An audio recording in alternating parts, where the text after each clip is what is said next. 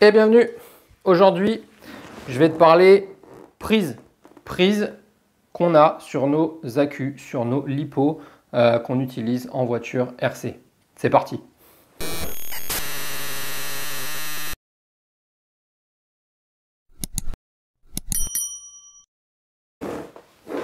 Alors, que l'on soit d'accord, ici, on est sur une chaîne loisir. Donc, les compétiteurs, si vous en connaissez un rayon sur tout ce que je vais dire, n'hésitez pas en commentaire. Tous vos commentaires sont les bienvenus. On est là pour aider la communauté, on est là pour aider les petits nouveaux, les petits jeunes qui veulent débuter en RC. Donc, il y en a qui peuvent être perdus parce que on a quand même un tas de prises différentes qui existent sur nos petites voitures RC. Ok, donc tu as des petites, tu as des grosses, tu as des petites prises, tu as des grosses prises. Ça va ensemble. Ok. Donc, on ne va pas s'évader, on ne va pas parler sur les lipos, sur les comment ça fonctionne une lipo, les capacités, les machins. C'est pas le sujet de la vidéo, on n'est pas sur un sujet lipo, on est sur un sujet prise. Moi, j'ai un petit panel de toutes les prises qui peut y avoir les plus communes. Hein. Bien sûr, il y en a plein d'autres. Moi, je parle des plus communes. Sachant qu'il y en a plein d'autres parce que, par exemple, sur ce type de prise, tu as plusieurs diamètres qui peuvent être possibles. Donc forcément, là, je les ai pas toutes. Hein. Voilà. Donc, je les ai un petit peu mis de sorte à être de la plus petite capacité à plus grosse capacité. Ok.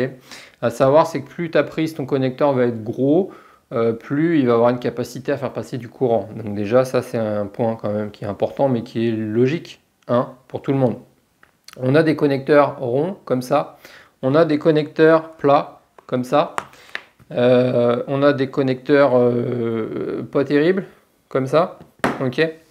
Donc on va commencer par ça. Donc là tu vois déjà ça. C'est ce qu'on appelle un connecteur Tamiya. Une prise de type Tamiya. Ça, tu vois, elle est même pas sur une lipo. Chez moi, elle est sur une batterie NiMH. Ça fait longtemps que j'ai pas sorti cette batterie, purée que c'est lourd. Là, tu vois, là j'ai une batterie qui fait la même dimension, tu vois. Celle-là, elle est 2 fois plus légère. Et ça, c'est une lipo, ça c'est une NiMH. Et oui, ça c'est du plomb, les amis, c'est lourd. Donc, ça, je le conseille pas. C'est ce qu'on a d'origine souvent, vous savez ici on aime les Tamiya, et ben c'est ce qu'on a souvent sur les Tamiya, comme son nom l'indique, prise Tamiya. Donc on peut retrouver ça sur d'autres véhicules, hein, sans que ce soit forcément du Tamiya. Mais du coup généralement on trouve ça sur les prises qui équipent nos Tamiya d'origine, c'est-à-dire sur les variateurs fournis dans les kits Tamiya. Donc pour moi ça à proscrire, ça il faudrait, faut les enlever, il faut les couper, il faut les changer par autre chose parce que au bout d'un moment, ça, ce genre de prise, ça ne laisse pas passer beaucoup de courant, ça a tendance à chauffer, ça fond, ça fait des mauvais contacts. S'il y a un mauvais contact, du coup, ça bouge, ça fait un mauvais contact, ça fait une étincelle et ça fait fondre. Ça chauffe, du coup, ça crée une chaleur et ça fait fondre la partie plastique autour. Donc après, ça ne tient plus, ça ne fait plus contact, ça ne marche plus et on n'est pas content. Okay, donc ça, c'est à éviter quand même. Si tu roules d'origine sur une Tamiya avec le rapport d'origine qui est très très court, si tu roules avec le petit moteur charbon d'origine, ok, tu peux y aller, vas-y, ça va tenir. Mais bon, si on peut éviter, on évite. Ok. Donc pareil ici, je te fais pas sur cette vidéo, je te fais pas un tuto soudure comment changer une prise. Moi, je vais juste te parler rapidement, c'est une vidéo qui va être rapide, juste te parler des différentes prises, du nom qu'elles portent et de leur utilité plutôt, tu vois. Donc là, on était sur la petite prise Tamiya qui est utilisée, qui est pas terrible, qui est une faible, qui est pas terrible à mon goût. Ça, on va la laisser à part. Donc moi, sur mes Tamiya, sur mes petites 1/10 du coup légères, qui font moins de 2 kg, j'utilise généralement soit de la prise DIN. Donc de la prise DIN, c'est ça. La prise DIN, tu vois, c'est ça. C'est des prises comme ça. Là. Est-ce que tu vois bien? Est-ce que tu focuses? On a du coup la partie ici femelle et j'ai tout un stock moi de prises parce que moi les prises je les soude moi-même. On a du coup la partie mâle qui est comme ceci là. Alors je vais me lever pour être sûr que tu vois bien tout ce qui se passe. Là, ça, c'est la partie mâle. Là, tu vois. Donc ça, partie mâle qui rentre dans la partie femelle, les amis. Là, tu vois, ça rentre comme ça. Donc normalement, tu le vois jusqu'au bout, voilà. Donc ça, c'est des connecteurs plats, prise DIN. C'est très répandu. Ce genre de prise est très répandu. Donc tu vois, moi j'en ai tout un stock là pour pouvoir remplacer si j'ai besoin. Donc sur les petits véhicules légers, moi j'utilise ça. Tu vois, là c'est une batterie, une bashing, la Genesis 4000 mAh 50C. Ça, c'est ce que j'utilise par exemple sur ma Tamiya, ceux qui connaissent la chaîne bien sûr, sur ma Tamiya TA02 avec la carrosserie de l'Opel Calibra. Donc, le châssis TA02, il a la forme d'une batterie comme ça, ou comme ça, tu vois, un peu arrondi. Donc moi, je mets cette batterie-là, c'est une Nippo.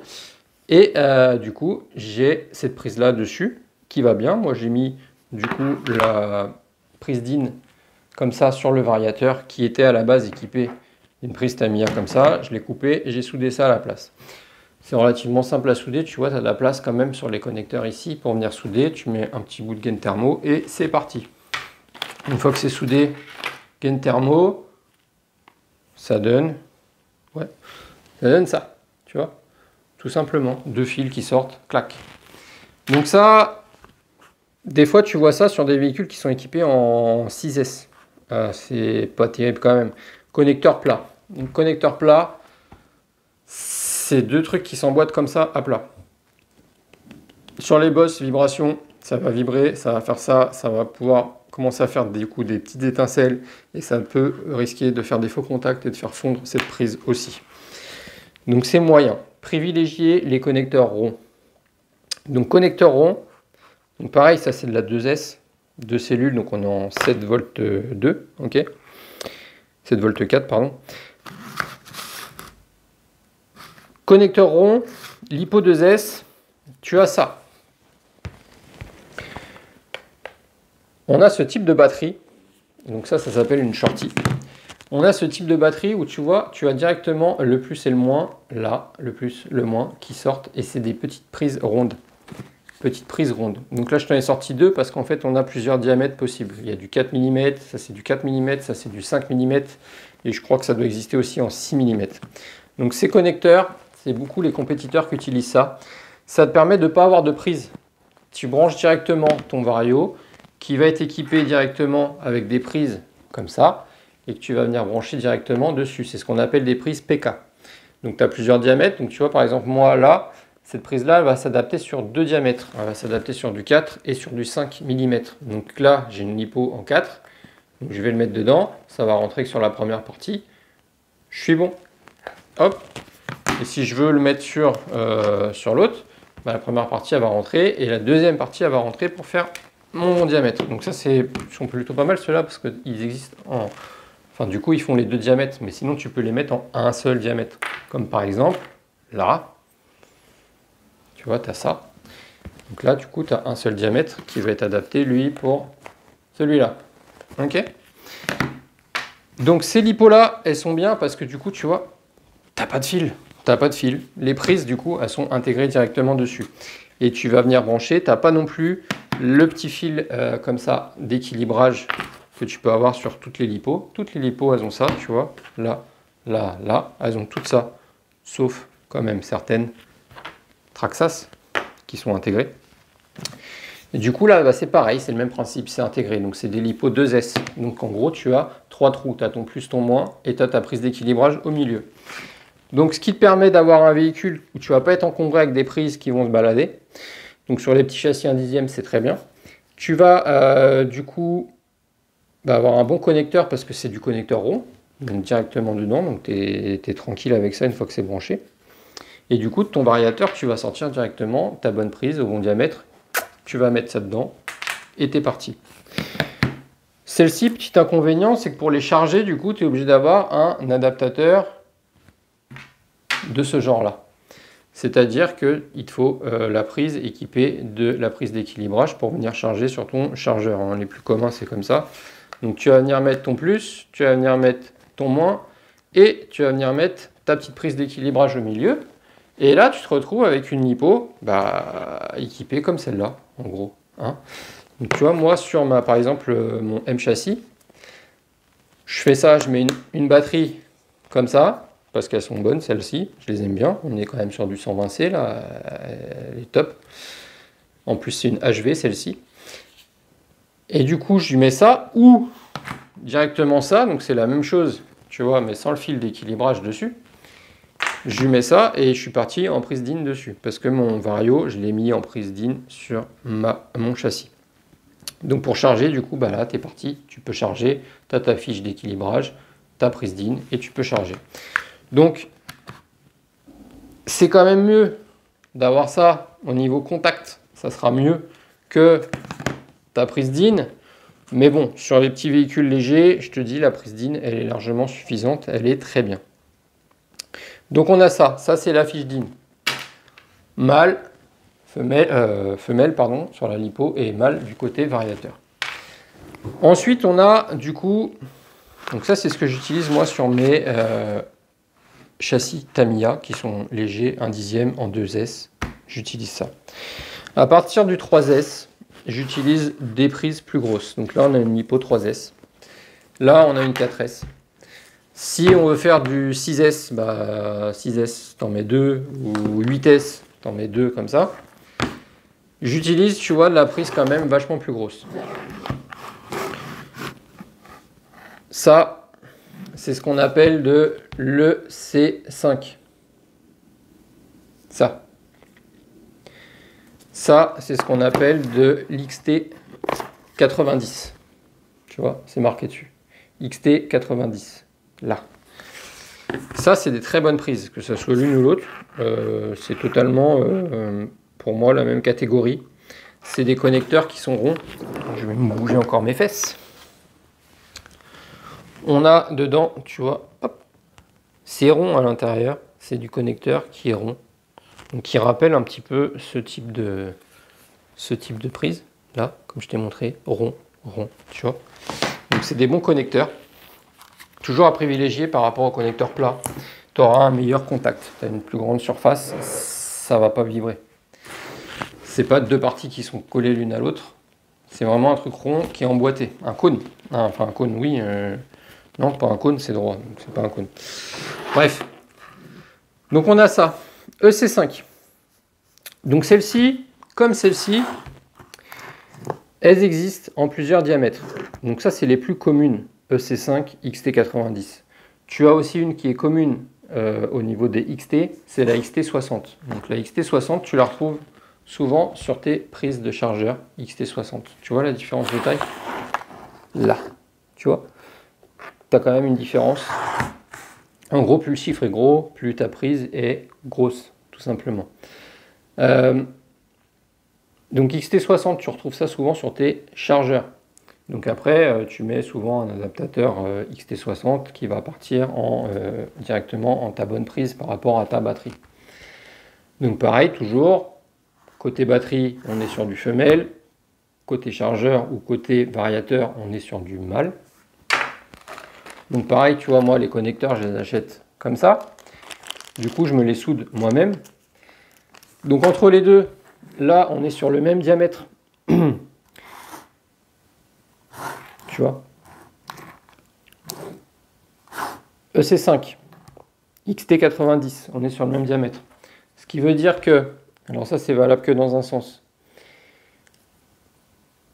Quand ton variateur il est équipé XT90, eh bien tu peux lui mettre ta lipo en IC5 directement dessus. Hop, tu vois, ça tient. C'est pas ce qu'il y a, c'est pas fait pour, c'est pas ce qu'il y a de mieux en termes de connexion, parce qu'en gros, ça tient parce que le diamètre de ta prise est le même, mais le diamètre extérieur de tes prises là, c'est pas le même. Donc tu auras quand même un bien meilleur maintien si tu mets l'une à l'autre, tu vois, que si tu fais ça. Mais bon, ça c'est un petit tips quand même, c'est que tu peux quand même le faire si jamais tu es embêté. Ça passe. Donc pareil, ça tu as plusieurs diamètres. Ça, tu as plusieurs diamètres. Et faut savoir aussi qu'il existe, donc là on parle de EC5, mais il existe aussi les IC5 ou IC3, ou pareil, il y a EC3, EC5. Ce sont à chaque fois des diamètres différents. Tiens, regarde. Là, on est sur du IC3. IC3. IC3, c'est ça. Là, en gros, c'est la même chose. Sauf que chez IC, tu as une petite prise, un petit connecteur en plus au milieu.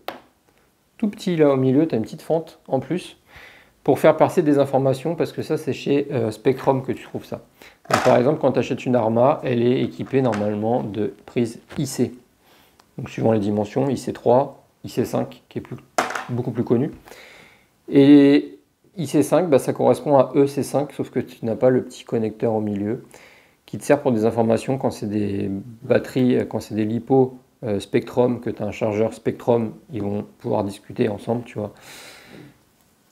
Tu t'embêtes pas, tu prends si tu as une Arma, tu prends de la EC5 et comme ça tu viens de brancher ça directement sur ta IC5. Ok. Donc tu as ça qui est bien. Tu as ça qui est bien, les XT90. Alors entre les deux, moi j'ai une petite préférence pour les XT90 parce que niveau soudure, elles sont plus faciles, je trouve. Tu vois, ça ressemble à ça. Ça ressemble à ça.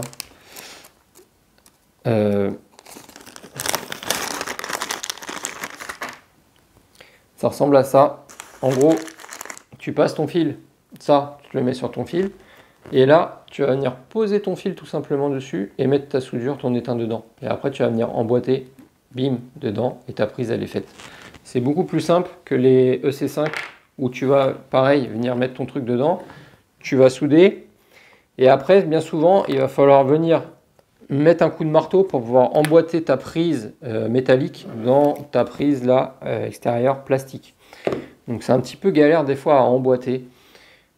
C'est juste pour ça que j'aime moins. Mais sinon niveau connexion, une fois que c'est soudé, que c'est fait, les deux sont très bien. Ok. Donc moi j'ai un petit peu de tout. Mais je privilégie quand même maintenant les XT90 si je peux sur la plupart de mes véhicules mettre des XT90, comme ça je suis tranquille.